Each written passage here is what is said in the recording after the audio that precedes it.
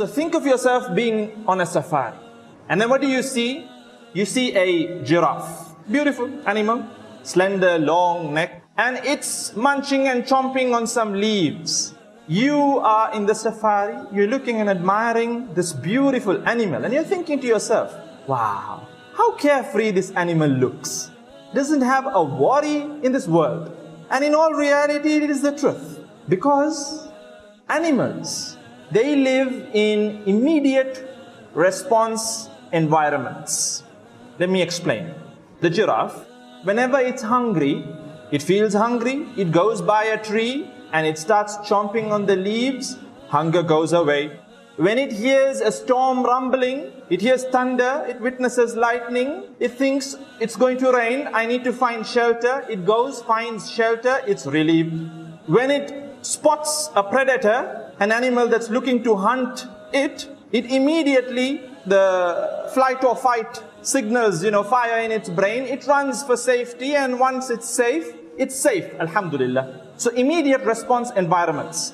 But we human beings, we live in delayed response environments. Today you're studying, you're not going to see the results immediately. You need to get your degree and you still don't know once you get your degree as to whether you would get a job. And even if you get a job, you don't know as to whether you'll be happy doing that particular job. And you don't know as to whether you'll be paid well. You don't know how life will turn out to be. You don't know as to whether you'll buy yourself a house. You don't know as to whether you can afford the vehicle that you're running in right now. You don't know as to whether your business will run smoothly in this particular government or the next particular government.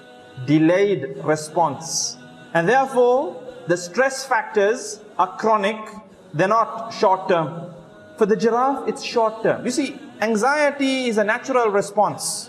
Anxiety is a natural response. Just like depression is a natural thing, If you read about depression, when you're going through certain worries, depression kicks in to numb your feelings.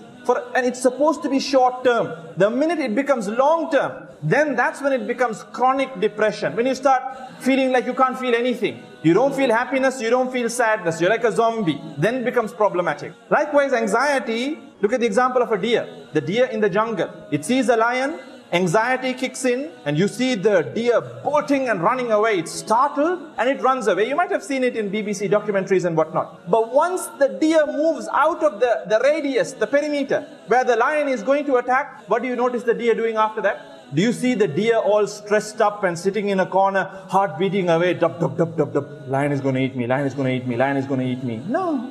The deer goes to a corner and starts to graze like normal, and it goes on with its life.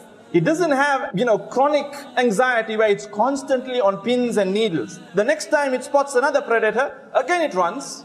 It goes to a safe haven. It goes back to its calm state. And this is how we're supposed to be. But we aren't that. We are constantly filled with anxious thoughts. Constantly. We're always on pins and needles.